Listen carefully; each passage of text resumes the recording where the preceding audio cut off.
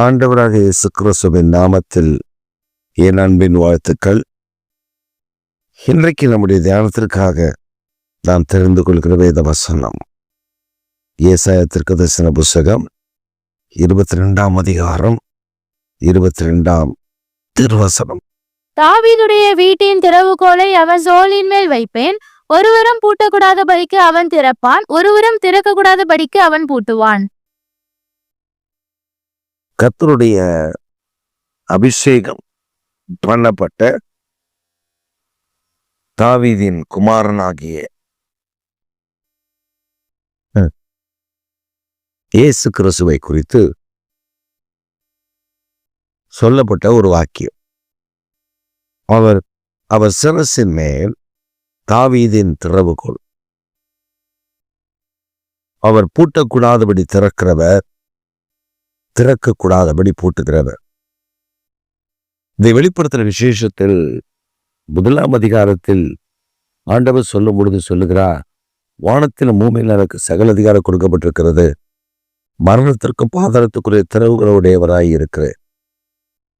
அதே வெளிப்படுத்துகிற விசேஷத்தில் 3ஆம் அதிகாரத்தில் நாம் வாசிக்கிறோம், திறக்கக்கூடாதபடி பூட்டுகிறோம், பூட்டக்கூடாதபடி திறக்கிறோம் சொல்லுவதாவது. இப்ப கர்த்தர் அவர் சிரசின் மேல் தாவீதின் அந்த சாவி திறவுகோள் அவர் மேல் இருக்கும் பொழுது 2 காரியங்களே அந்த சொல்லுகிறார். பூட்டக்கூடாதபடி திறக்கிறவர், திறக்கக்கூடாதபடி பூட்டுகிறவர். பிரியமான கர்த்தருடைய பிள்ளைகளே, அவர் ஒரு வாசலை அடைத்தால் அதை ஒருவரும் திறந்துவிட முடியாது. அவர் ஒரு வாசலை திறந்தால் அதை ஒருவரும் பூட்டிவிட முடியாது. சில வேளைகளில் நாம் கடந்து வருகிற பாதைகளில் வாசல்கள் அடைக்கப்பட்டதை போல இருக்கும். அதனால்தான் வேதம் சொல்லுகிறது, ஒரு வழி அடையும் போது 7 வழியை திறந்து கொடுக்கிற கர்த்தர். நம்முடைய வாழ்வில் ஒரு வழி அடைந்தால், நம்முடைய ஊழியத்தில், நம்முடைய பிசினஸில், நம்முடைய குடும்பத்தில், நம்முடைய எல்லா காரியங்களில் ஒரு வாசல் அடைக்கப்படும் போது ஆண்டவர் அதுக்கு 7 வாசல்களை கர்த்தர் கட்டளையிடுகிறார். 7 வாசல்கள், 7 gates. The God had already prepared to open 7 gates for you when he shuts a door before you. உங்களுக்கு முன்பாக ஒரு வாசலை அடைக்கும் பொழுது அவர் ஏற்கனவே ஆயத்தம் பண்ணப்பட்டிருக்கிற 7 வாசல்கள் உங்களுக்காக திறக்கப்பட்டிருக்கும். இதை நாம் கவனமாய் கவனிக்க வேண்டும். காரணம், சத்ரு நம்மை சோதிக்க அல்லது நம்மை பாவத்தில் விடத்தல்ல அல்லது தேவனை விட்டு விலகி போக பண்ணுவதற்கு இந்த ஒரு வாசல் அடைகிறதை பெரிதாக நமக்கு காண்பிப்பார். தேவனுக்கு தெரியும், இந்த வாசல் வழியாய் போனால் என் பிள்ளைக்கு ஆபத்து இருக்கிறது என்பதை அறிந்துதான் அந்த வாசலை அவர் மூடுகிறார். என் பிள்ளைக்கான நன்மையான வாசல்களை நான் வைத்திருக்கிறேன் என்று சொல்லிதான் 7 வாசல்களை நமக்கு திறந்து கொடுக்கிறார். சத்ரு ஒரு வழியாய் வரும்போது 7 வழியாய் ஓடி போக பண்ணுகிற கர்த்தர். உங்களுக்கு விரோதமா எதிர்த்து வருகிற சத்ரு, ஐயோ இவன் இவ்வளோ போராடிட்டு இருக்குதே அப்படின்னு நீங்க நினைக்கிறீங்கல்ல, அந்த போராட்டத்திலிருந்து ஒரு விடுதலை எப்போ தெரியுமா? அவனை கர்த்தர் விரட்டும் போது 7 வழியா அவன் ஓடி போயிடுவான். அப்ப நம்முடைய வாழ்வில் ஆண்டவர் தாவீதின் திறவுகோலை உடையவரான கர்த்தர், அவர் சிரசின் மேல் தாவீதின் திறவுகோலை வைத்திருக்கிற கர்த்தர், அவரை தான் நமக்கு இரட்சகராகவும் ஏற்படுத்தி இருக்கிறார். எனவே நாம் சோர்ந்து போக வேண்டிய அவசியம் இல்லை. ஒரு வழி அடைந்து விட்டது என்றால் நாம் உடைந்து விடுகிறோம். ஆனா கர்த்தர் நமக்காக வைத்திருக்கிற வாசல்களை திரும்பி பார்த்தா அது 7 வாசலா இருக்கும். ஒரு சமயம் நாங்க ஆரோவில் என்ற பட்டணத்துல ஒரு நிலத்தை வாடகைக்கு எடுத்து அந்த நிலத்தில் ஒரு சபையை கட்டி அந்த சபையை 14 வருடங்கள் நடத்தி கொண்டிருந்தோம். 2023 வருஷத்துல அந்த நிலத்திற்கு ஓனர், அவருக்கு அந்த நிலத்தை விற்க வேண்டும் என்ற அவசியம் இல்லை. அவருக்கு இந்த நிலத்திற்கு பக்கத்தில் நிறைய நிலங்கள் இருக்கிறது. பெரிய பெரிய அபார்ட்மெண்ட்டுக்கு சொந்தக்காரர். ஆனால் எங்களை எப்படியாவது காலி பண்ண வேண்டும் என்று எங்களுக்கு சொல்லாமல், எங்களுக்கு அறிவிக்காமலே அந்த இடத்தை விற்றுவிட்டார். அது ஒரு 20 லட்சம் இருந்தால் அந்த இடத்தை வாங்கி இருக்கலாம். அந்த இடம் எங்களை விட்டு போயிருக்கார்.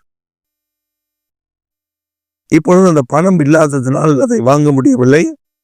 அந்த இடம் விற்கப்பட்டாயிற்று. அவர்களை உடனே காலி பண்ணுங்கள் என்று சொல்லிவிட்டார். எங்கே போவதென்று எங்களுக்கு தெரியல. ஏன்னா அந்த ஊழியம் ஆரம்பித்து கிட்டத்தட்ட ஒரு இடத்தில் மாத்திரம், ஒரே ஒரு இடத்தில் மாத்திரம் 14 ஆண்டுகள், இன்னொரு இடத்தில் ஒரு 3 ஆண்டுகள், இன்னொரு இடத்தில் ஒரு 1 ஆண்டுகள், இப்படி பல இடங்கள் மாறி மாறிதான் அந்த ஊழியம் வந்தது. இந்த 14 ஆண்டுகள் இருந்த அந்த இடத்தில் விசுவாசிகளுக்கு என்ன பதில் சொல்வது, அதில் எங்கே கூட்டி சேர்ப்பது, பெரிய குழப்பம். அந்த சபையினுடைய பொருளை வைப்பதற்கு கூட இடமில்லை. அப்போது எனக்கு தெரிந்த ஒரு போதகருக்கு ஃபோன் செய்து அவர்கிட்ட இந்த திங்ஸ் எல்லாம் வைக்கிறதுக்கு உதவி கேட்ட பொழுது அவர் உடனே சம்மதித்து அவருடைய ஆலயத்தில் ஒரு பகுதியில் ஸ்டோர் ரூம்ல அதை வைப்பதற்கு அவர் ஆட்களை ஆயத்தப்படுத்தினார். நாங்கள் அந்த திங்ஸ் எல்லாம் கொண்டு போய் அங்கே வைத்தோம். பெரிய நெருக்கடி அது. ஏனென்றால் இனி சபை இல்லை, இனி விசுவாசிகள் இல்லை. அந்த விசுவாசிகள் எல்லாம் வெவ்வேறு இடங்களுக்கு போவதற்கு இந்த பாஸ்டருக்கு சபை இல்லை, அதனால நம்ம இனி இங்கே வர முடியாதுன்னு சொல்லி அவர்கள் எல்லாம் சிதறி போக ஆரம்பித்தார். அது எங்களுக்கு மிகவும் மன உளைச்சலை ஏற்படுத்தினது. என்ன செய்வதென்று தெரியவில்லை.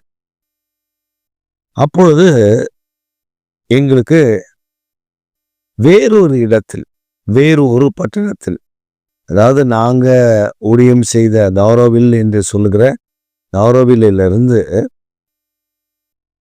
கிட்டத்தட்ட ஒரு 25 கிலோமீட்டர் தாண்டி தூரம் போய் அங்கே ஒரு சபையை எங்களுக்கு கர்த்தர் வாய்க்க பண்ணினார். அந்த சபை ஒரு குக்கிராமத்துக்குள் அமைந்திருக்கிறது. ஆட்கள் இல்லை. சரி, நமக்கு ஒரு இடம் ஆராதிப்பதற்கு வேண்டும் என்று நாங்கள் அந்த இடத்திற்கு போனோம். நீங்க பாருங்க, ஒரு வாசல் தான் அடைக்கப்பட்டது. அதற்கு பின்பு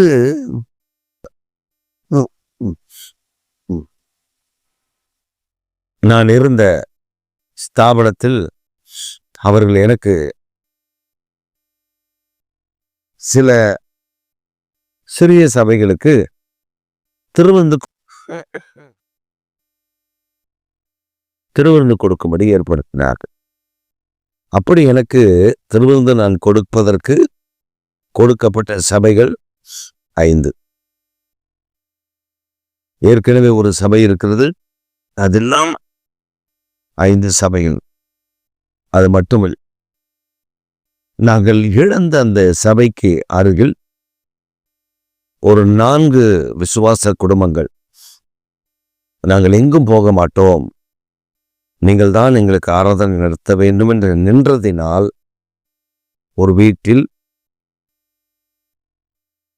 ஒரு கடினமான சூழ்நிலை அது. அந்த